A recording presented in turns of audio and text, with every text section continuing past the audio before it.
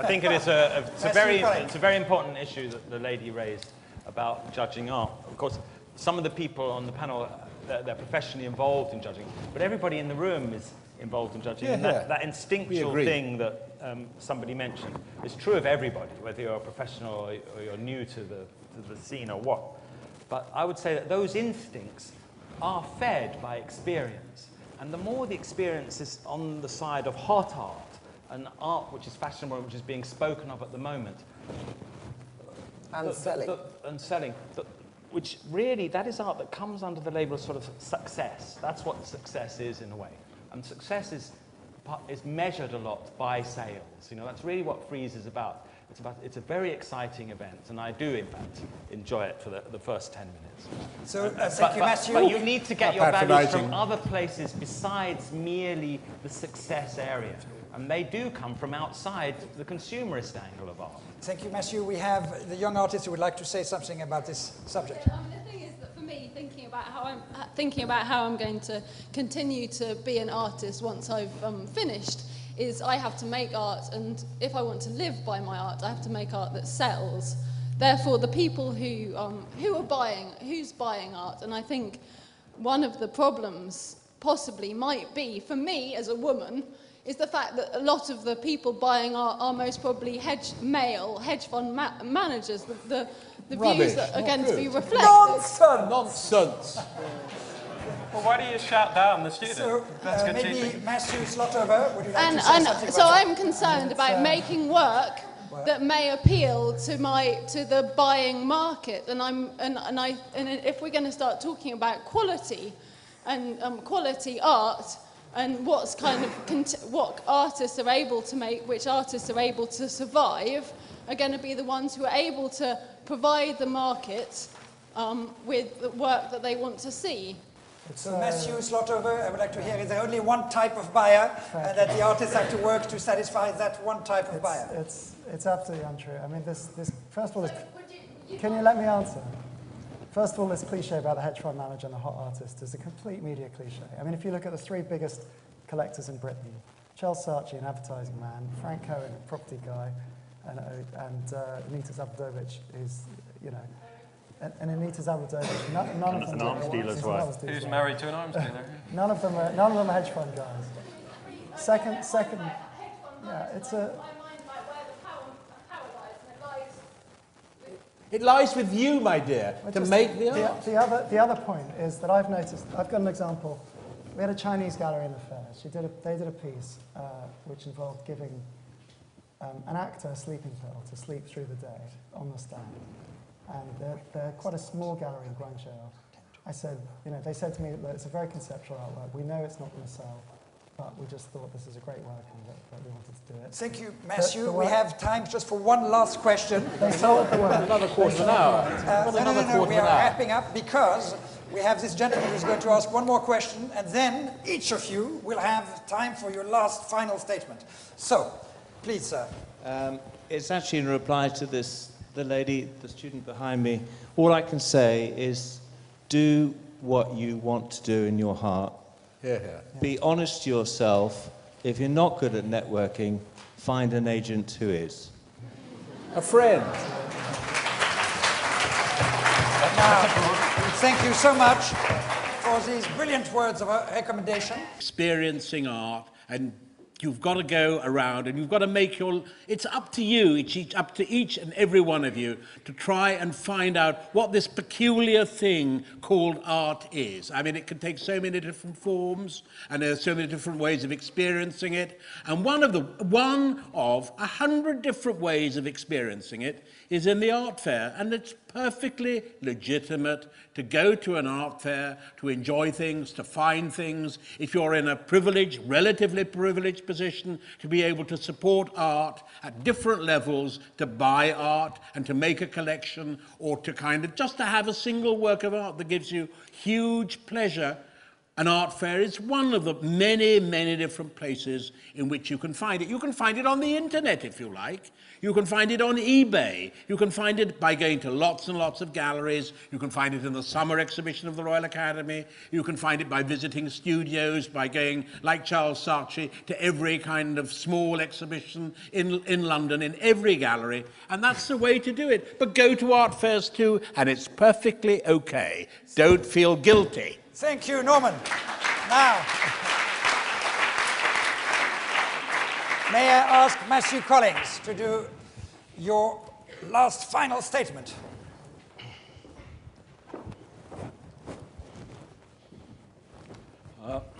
Well, I agree with what Norman said. Of course, one shouldn't feel guilty. Guilt has to do with moral issues of right and wrong, and I hope I didn't sound moralistic earlier.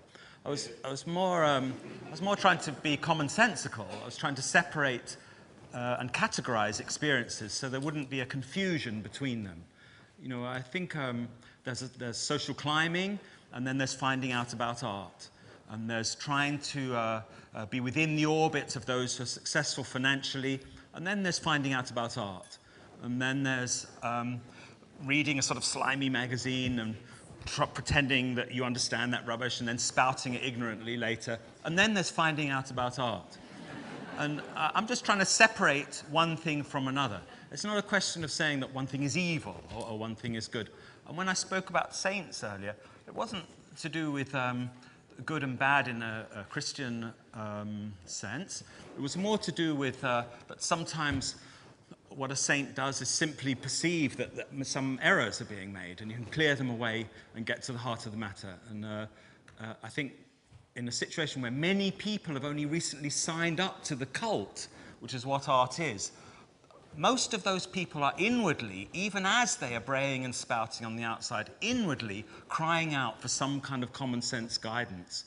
And that's all that this evening I've dedicated myself to do, just to sort of point us in the right direction and away from, sadly, the wrong direction. Thank you, Matthew Collins, so much. Now, I'll ask Matthew Slotover to make his final statement. Thanks. We've heard a lot tonight about art and the art market, good versus evil, etc. I don't think great artists make art for a market. They make art that they want to make. Sometimes the market finds that art, sometimes it doesn't. The market is not the ultimate arbiter of art. History is the ultimate arbiter of art. None of these things are part of the discussion tonight, and I don't think any of us disagree on any of these points. The point really is about art fairs, whether art fairs are about money or about art. I say go to art fairs and look at art. Look at a lot of art, a lot of bad art, a lot of good art. You decide. You are active participants in this process. In museums, the decision's already been made for you. You're passive. There's one exhibition on show. You go and see it. They've decided. In an art fair, there's 2,000 artists on show. You can decide what you like. Thank you. Thank you, Matthew Slotover. Now, final statement of Jasper Joffe. Joffe. It's Joffe. pronounced Joffe. That's fine. You can't decide who's in an art fair. You can't buy the art. You have to pay £15 to get in. Art fairs are about money. They've admitted it. It's a business. Matthew Slotover says in an interview, that's part of what I love about it, about the art world. I'm not quoting, this is the direct quote. The whole art world is full of the super poor and the super rich and the super smart and the super stupid. The problem is most artists are the super poor and the people they sell to are the super rich. So the people who have the power are the people who pay. The people who have the power are the people with the money who call the tune. Money is necessary, we need money, but money should be the servant of artists, not artists the servant of the super rich, not art the plaything, the decoration for rich people. Thank you so much, Jasper Joffe. And we will now ask Richard Wentworth to do his final statement. It's all in the conversion. There's 200 of you here, and there's no way there would have been a dozen of you here 30 years ago. whoever you are, why ever you're here. You can't be here without an effort. So there's no accident. This isn't something you just rock into. And it seems to me that this is, if this evening's remembered for something, it should be remembered for a memorial to passion, but also a memorial to curiosity.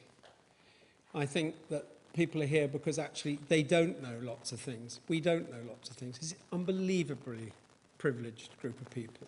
The very fact, I'm not really interested in who's got the bigger or smaller bank balance. What I'm interested in is people's ability to make choices, and everybody here deals in choice. That's what we think about all the time. We're wondering why we do this, why we do that.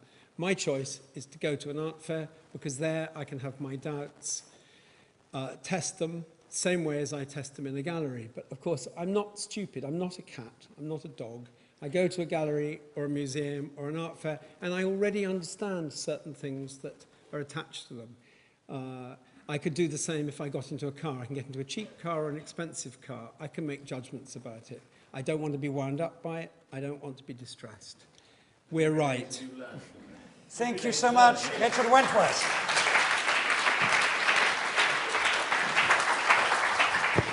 Now we have the last statement by Louisa Bach. The token woman. The token woman in this lineup of men who dominate the art world, so I think not. Go to art fairs. For God's sake, go to art fairs. Yes, go look at art fairs. Get absolutely exhausted. Have your eyeballs rolling round in their sockets. Realise that when you have a meaningful moment in a specifically commissioned art fair project, when suddenly a policeman is meditating, suddenly a queue forms, a small child starts telling you about names of paintings.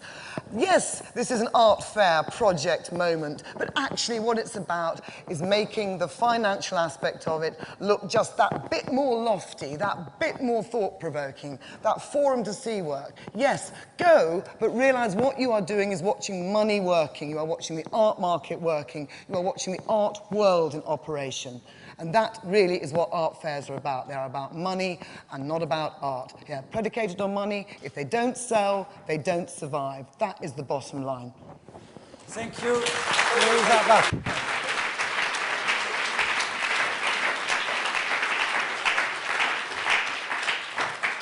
Now, before we go to the crucial vote, I would like to extend my warmest thanks to the 6 outstanding debaters we had tonight. And one thing they all had in common was an amazing passion. Passion on both sides of the divide. And we will see how they managed to sway your opinion. If I remember correctly, we had roughly 40% who showed their hand in favor of the motion, which I just remind you, in case you forgot what the motion was. Art fairs are about money, not art. All about money. No, all you've just added, but it's okay. So we had 40% in favor, we had 40 against that motion, and we had 20% who were totally undecided. So now we're going to do again a show of hands, of course with the hindsight of this extraordinary wisdom that we've increased now by listening to these 6 outstanding speakers. And so I'm going to ask anybody who's here tonight who favors the motion, that is, art fairs are about money, not art, please show your hands. Can you help me to look, because I want to really judge this very independently. Okay, thank you so much. Now, would all of you who are against that motion show your hands? Very, very interesting, yes. Now, who are the ones amongst you who basically are neither for or against the motion? Well, that's totally, totally fascinating, because, and correct me if I'm wrong, the speakers did have some impact on you, very marginal impact, I may add, but some nevertheless, because if I looked correctly, and you know, it's just my set of eyes, I have the feeling that the people for the motion increased from 40% to 45%, but equally, the people against the motion increased from 40 to 45%. And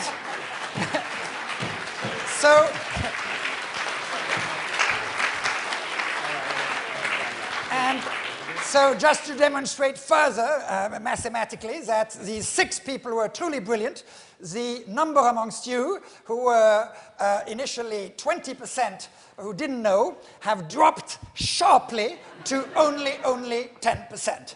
So you all deserve a great, great applause, and all of you, of course, who made this evening. Thank you so much to all of you.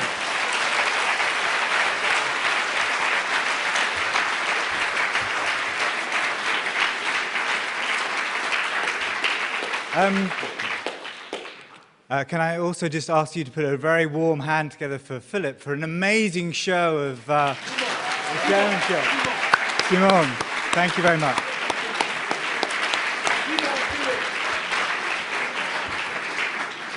And I think that Norman would say experience is the truth of experience, and if you do fancy risking doing warfare with British Rail on the 8th and 9th of April, I would really appreciate you coming up and experiencing the economy of the gift. It's predicated on Bataille's notion of exchange, i.e. we're kind of a little bit beyond the money syndrome into the question of value, and the idea is it's an opportunity for the galleries to, I suppose, demonstrate the value of their cultural input apart from their fiscal input. So if you're able to travel, please do on the 8th and 9th of April, the A Foundation in Liverpool.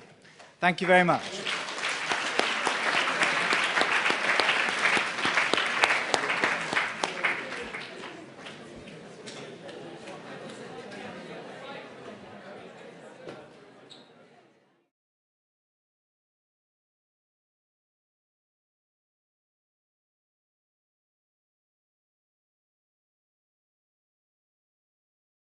Market with the work that they want to see. So Matthew Slotover, I would like to hear, is there only one type of buyer that the artists have to work to satisfy that one type of buyer? It's absolutely untrue. I mean, this first of all, can you let me answer? First of all, this cliche about the hedge fund manager and the hot artist is a complete media cliche. I mean, if you look at the 3 biggest collectors in Britain, Charles Saatchi, an advertising man, Frank Cohen, a property guy, and Anita Zabdovich. At the moment. And selling. Which really, that is art that comes under the label of sort of success. That's what success is in a way. And success is measured a lot by sales. You know, that's really what Frieze is about. It's a very exciting event, and I do, in fact, enjoy it for the first 10 minutes. So, thank you, Matthew. But you need to get your values from other places besides merely the success area. And they do come from outside the consumerist angle of art. Thank you, Matthew. The views that are going to be reflected. Nonsense! Well, why do you shout down the student? So, Let's continue. maybe Matthew Slotover, would you like to say something So about I'm concerned about making work that may appeal to the buying market, and if we're going to start talking about quality and quality art, and what's kind of what artists are able to make, which artists are able to survive, are going to be the ones who are able to provide the. I think it's a very important issue that the lady raised about judging art. Of course, some of the people on the panel they're professionally involved in judging, but everybody in the room is involved in judging. And that instinctual thing that somebody mentioned is true of everybody, whether you're a professional or you're new to the scene or what.